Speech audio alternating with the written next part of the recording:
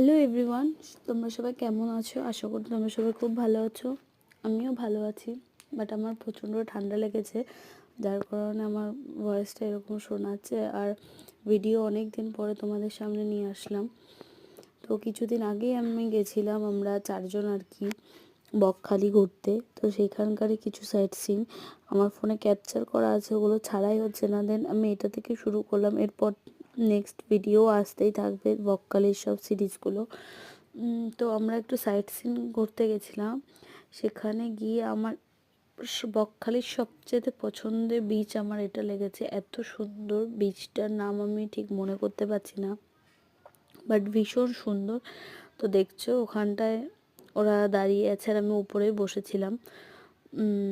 দেন এই জায়গাটা মানে বলে বোঝাতে পারবো না, এতটা নিট অ্যান্ড ক্লিন। দীঘাও এতটা পরিষ্কার পরিচ্ছন্ন না।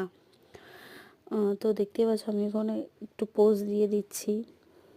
আমি আর আমার পাশে একটা ভাই বসা ছিল। তো এটা এইটুকুই ছিল, বাই। এরপরে আরও ভিডিও আসবে।